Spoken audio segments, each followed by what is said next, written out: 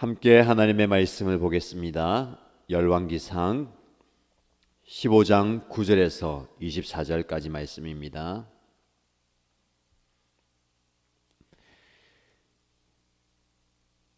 열왕기상 15장 9절에서 24절까지 말씀 함께 읽겠습니다.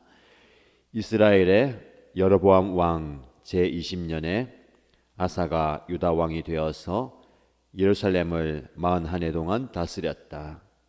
그의 할머니는 아비살롬의 딸 마아가이다. 아사는 그의 조상 다윗과 같이 주님께서 보시기에 정직하게 행하였다. 그는 성전 남창들을 나라 밖으로 몰아내고 조상이 만든 모든 우상을 없애버렸다. 그리고 그는 자기 할머니 마아가가 아세라를 섬기는 혐오스러운 상을 만들었다고 해서 자기의 할머니를 왕 대비의 자리에서 물러나게 하였다.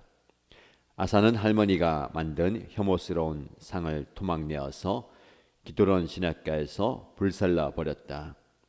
그렇다고 해서 산당이 모두 제거된 것은 아니지만 주님을 사모하는 아사의 마음은 평생 한결같았다.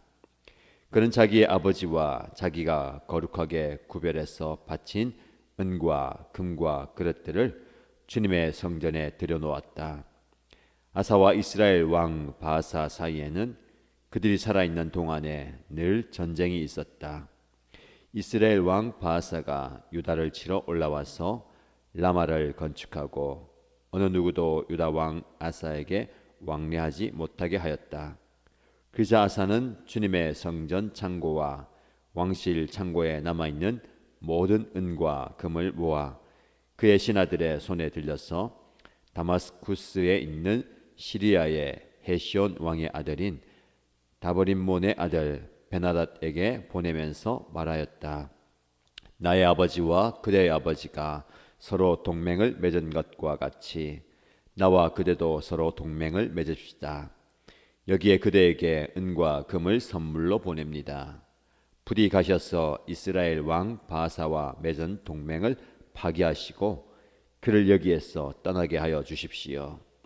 벤하닷이 아사 왕의 청을 받아들이고 이스라엘 성읍들을 치려고 자기의 군사령관들을 보내어서 이온과 단과 아벨 벤마아가와 긴네렛 전 지역과 납달리 전 지역을 치게 하였다. 바아사는 이 소문을 듣고는 라마 건축을 멈추고 디르사로 거처를 옮겼다. 그리고 아사 왕은 모든 유다 사람에게 명령하여 한 사람도 빼놓지 않고 모두 바아사가 라마를 건축할 때 쓰던 돌과 제목을 가져오게 하였다. 아사 왕은 이것으로 베냐민의 게바와 미스바를 보수하였다. 아사의 나머지 행적과 그의 권세와 그가 한 일과 그가 건축한 모든 일이 유다 왕 역대 지력에 다 기록되어 있다. 그는 늙음하게 이르러서 발에 병이 났다. 아사가 죽어서 조상들과 함께 잠드니 그의 조상 다윗 성의 조상들과 함께 장사 지냈다. 그리고 그의 아들 요사밧이 그의 뒤를 이어 왕이 되었다. 아멘. 오늘 하루도 하나님의 은혜의 말씀 앞에 겸손히 나아갑니다. 말씀을 깊이 묵상하시고 은혜를 경험하시고 그 말씀 붙들고 오늘 하루 살아가시기를 축복합니다. 오늘 본문의 말씀에 보면 아사의 이야기가 나옵니다. 모든 왕을 소개할 때와 마찬가지로 유다 왕이 된 아사가 왕이 될 때는 북쪽 이스라엘 여로보암 왕 제20년이었습니다. 북쪽과 남쪽을 또 비교하면서 어느 때에 누가 왕이 되었는가를 얘기하죠. 아사는 유다 왕이 되어서 41해 41년 동안 유다를 다스립니다. 굉장히 오랜 기간이죠. 41년의 통치 기간 동안 북쪽 이스라엘은 여러 왕들 7명의 왕들이 바뀔 정도로 북쪽은 또 경랑의 시기를 겪게 됩니다. 41년 동안 다스렸다라는 것만 해도 왕의 행적에 칭찬할 만합니다. 큰 어려움 없이 중간에 왕의 자리에 위협 없이 41년 동안 하나님의 은혜를 베푸셨다라는 것을 볼 수가 있습니다. 계속해서 말씀을 드린 것처럼 왕의 행적 얼마나 좋은 일, 귀한 일, 위대한 일을 했느냐라는 것보다 하나님 보시기에 그가 어떤 삶을 살았는가가 중요합니다. 11절 말씀 보면 아사에 대한 평가를 이렇게 합니다. 그의 조상 다윗과 같이 주님께서 보시기에 정직하게 행하였다. 굉장한 칭찬이죠. 모든 왕들의 평가는 다윗과 같이 행하였느냐, 여로보암과 같이 행하였느냐입니다. 다윗과 같이 행하였던 왕들은 하나님 보시기에 합당한 왕들이고, 여로보암처럼 행하였던 왕들은 하나님 보시기에 합당하지 않는 왕들입니다. 아사는 다윗과 같이 하나님께서 보시기에 정직하게 행하였다. 이 한 문장에 그의 모든 삶이 다 들어 있습니다. 왕으로서 어떤 일을 하였는가? 41년 동안 다스렸다면 많은 일들을 행하지 않았겠습니까? 그의 왕으로서의 업적을 헤아린다면 수도 없을 겁니다. 그러나 이 한 문장이 그의 삶을 다 표현한 겁니다. 다윗과 같이 하나님 보시기에 정직하게 행하였다. 우리의 삶을 한 문장으로 표현한다면 어떤 인생이 되겠습니까? 이 문장처럼 다윗과 같이 하나님 보시기에 합당한 삶을 살았다. 저와 여러분의 삶을, 인생을 대변하는 한 문장이기를 축복합니다. 어떻게 구체적으로 그가 하나님 보시기에 정직하게 행하였는가? 성전에 있는 남창들을 나라 밖으로 몰아냈습니다. 조상이 만든 모든 우상을 없애버렸습니다. 조상이라고 표현되어 있지만 가까이는 아버지가 만든 우상, 어머니가 만든 우상, 할아버지, 선대 왕들이 그리고 백성들이 만든 우상을 없애버렸다라는 겁니다. 심지어는 자기 할머니 마아가가 아세라 상을 만들었다고 해서 그 할머니를 왕 대비의 자리에서 물러나게 했다는 겁니다. 폐위시켰다는 겁니다. 이유가 다른 거 없습니다. 하나님을 섬긴 게 아니라 우상을 만들고 우상을 섬기게 했다. 그리고 할머니가 만든 혐오스러운 그 우상을 토막내어서 기드론 시냇가에서 불살라 버렸습니다. 영적인 개혁이 일어나는 겁니다. 얼마나 많은 산당과 우상들, 그 신들을 섬기는 제단들이 있었습니까? 그것을 다 무너뜨리는, 불살라버리는 영적인 개혁을 일으켰다라는 겁니다. 그렇다고 해서 산당이 모두 제거된 것은 아니지만 주님을 사모하는 아사의 마음은 평생 한결같았다라고 말씀합니다. 전국에 있는 모든 산당들이 다 제거된 것은 아니지만 그의 이런 일련의 노력들 그리고 과감한 결단과 순종이 하나님 보시기에 한결같은 마음으로 비쳤다는 겁니다. 주님을 사모하는 아사의 마음은 평생 한결같았다. 이 말씀 또한 그의 하나님을 향한 그 열심과 열정 그리고 마음을 잘 대변합니다. 평생 한결같았다. 쉽지 않은 거죠. 처음에는 하나님을 사랑하고 열심을 품고 섬기다가 시간이 지나갈수록 그 마음이 변하는 것이 사람의 마음입니다. 근데 평생 한결같았다. 이 마음을 우리가 좀 가지면 좋겠습니다. 상황과 환경에 휘둘리지 않고 내 감정에 휘둘리지 않고 한결같은 그 마음. 물론 그 마음과는 다르게 행동과 삶이 좀 부족할 수도 있습니다. 그러나 하나님 보시기에 그 마음이 한결같은 마음. 쉬운 것은 아니지만 우리 안에 그런 마음이 있기를 축복합니다. 하나님을 향한 한결같은 마음이 우리 안에 있고 그 마음 안에서 우리의 삶을 살아가는 모습. 하나님께서 우리를 보실 때에 너가 다윗과 같이 내가 보기에 정직하게 행하고 한결같은 마음으로 나를 사랑하였구나라는 마음 말입니다. 한결같은 마음이 있기 위해서는 이 아사처럼 과감한 결단이 필요합니다. 굉장히 용감하게 용기 있게 결단합니다. 여러분, 오랜 선대부터 지켜왔던 그런 우상숭배의 모습들을 제거한다는 것은 쉬운 것은 아닐 겁니다. 여러 소리들이 들려올 거죠. 말들을 듣고 여러 반대 여론에도 부딪힐 겁니다.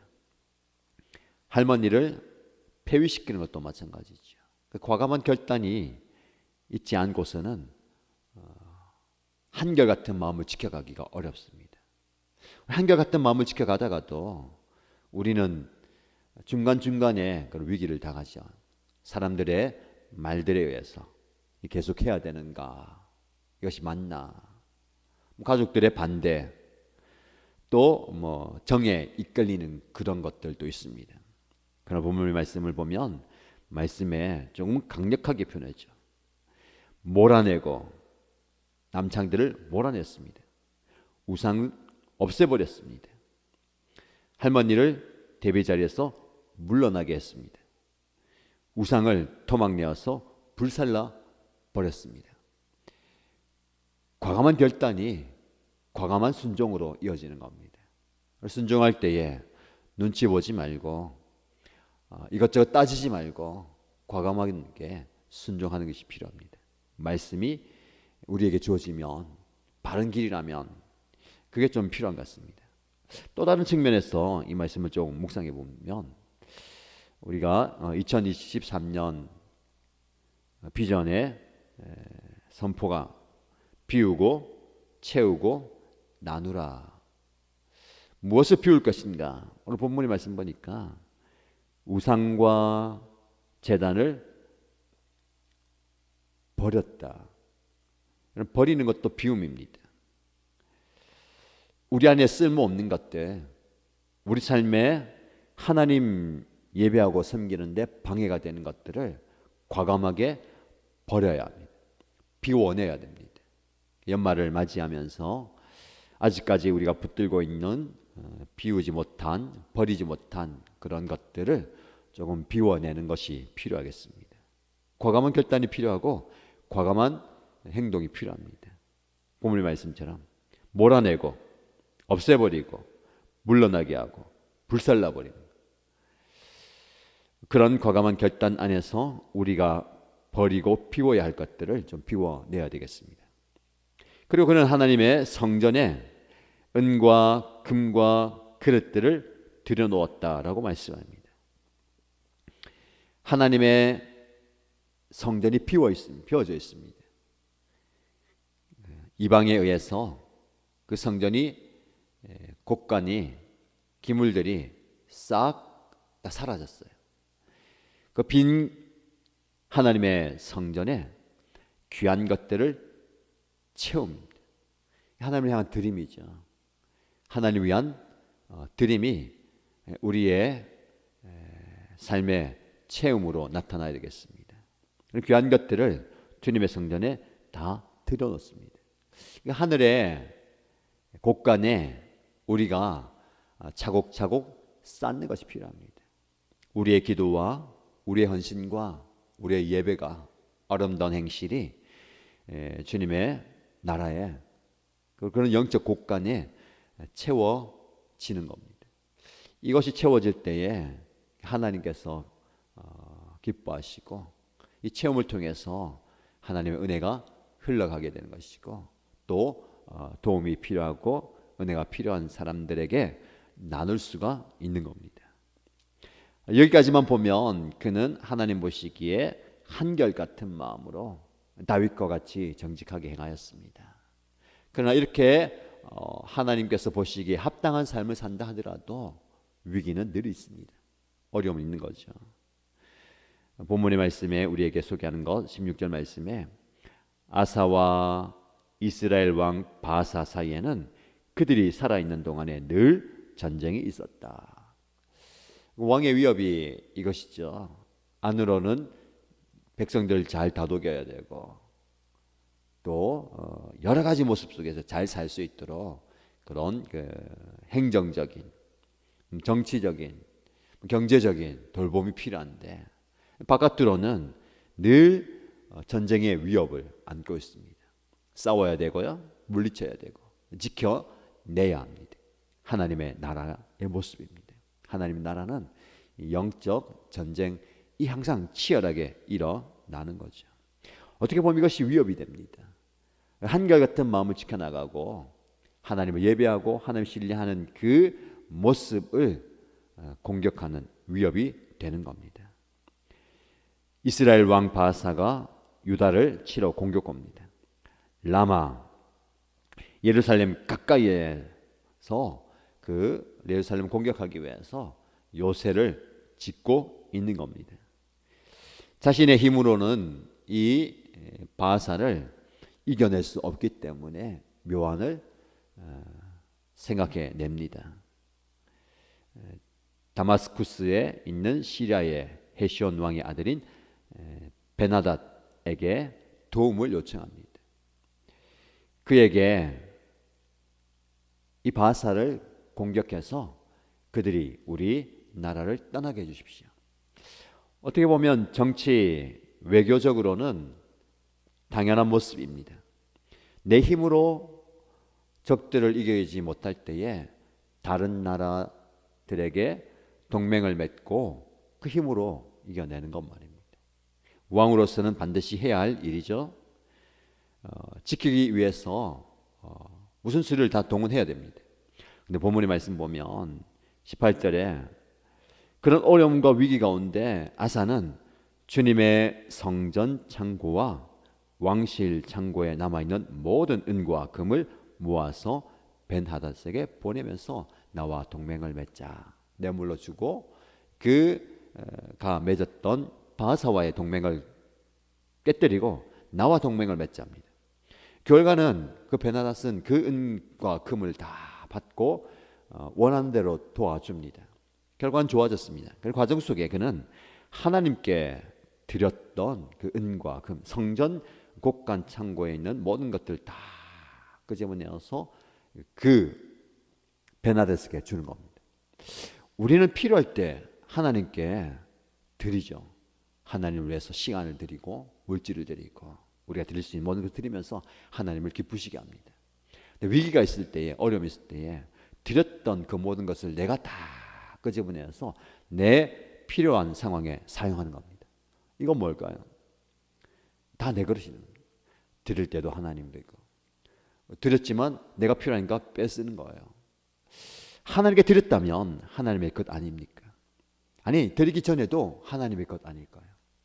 금과 은으로 대변되는 이 물질이지만 나 자신의 모습입니다. 어떤 때는 하나님을 위해서 드렸다가도 어떤 때는 내 필요에서 내가 마음대로 쓰는 것, 세상과 타협하고 세상의 눈치를 보면서 그렇게 하는 것. 하나님을 신뢰한다면 하나님께 물어보고 하나님께 도움을 구해야 되는 겁니다.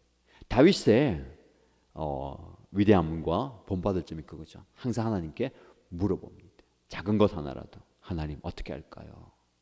하나님 이렇게 할까요? 저렇게 할까요? 묻지 않아도 당연한 결론 같아 보이지만 그렇게 해야 되는 거죠. 그래서 계속 우리가 이런 상을 묵상하지만 왕의 행적이 많이 나옵니다. 우리가 왕의 행적으로만 보면 그는 엄청난 일을 많이 이뤘습니다.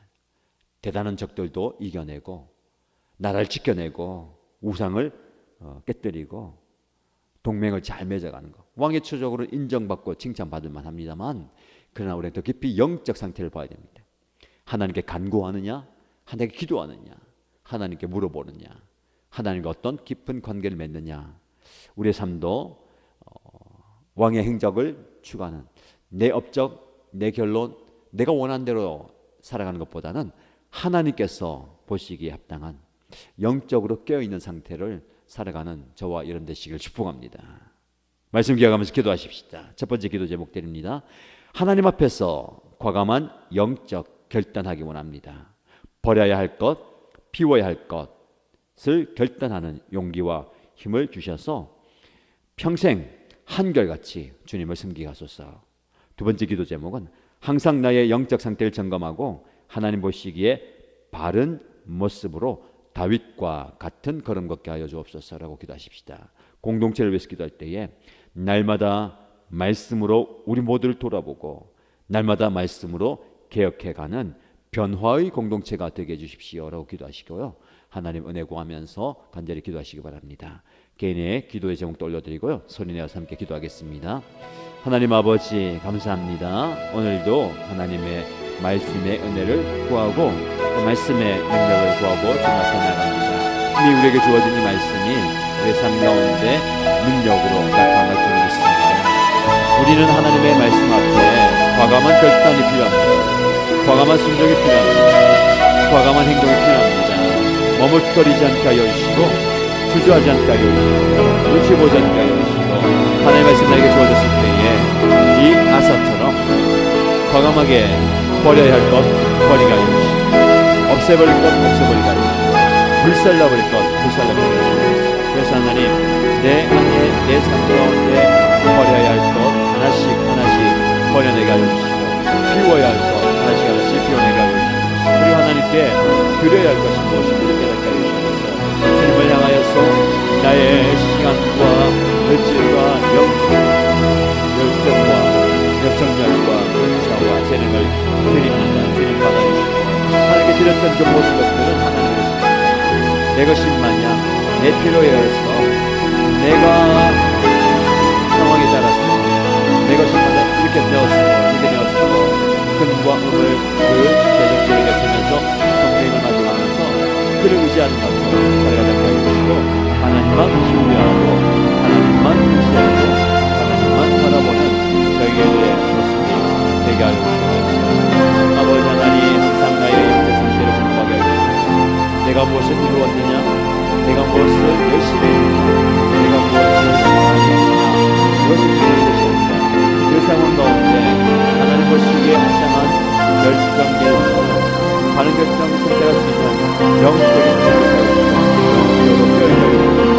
깨어있는 아버지 하나님의 말씀 하나님 결정해주시고 기도하면서 저희가 하나님 기도하면서 저희가 기도하여주시고 다윗과 같이 행하는 분들에게 다윗과 같이 평생 한결같은 모습으로 한결같은 마음으로 왕국을 살아가게 하옵소서. 변하지 않고 변하지 않고 변색하지 않고 아버지 하나님이 흔들리지 않고 그 마음으로 열어가여 주시고 그 마음으로 열어가여 주셔서 예수 앞에 나가게 하시고 용서하여 주시기 바랍니다. 날마다 말씀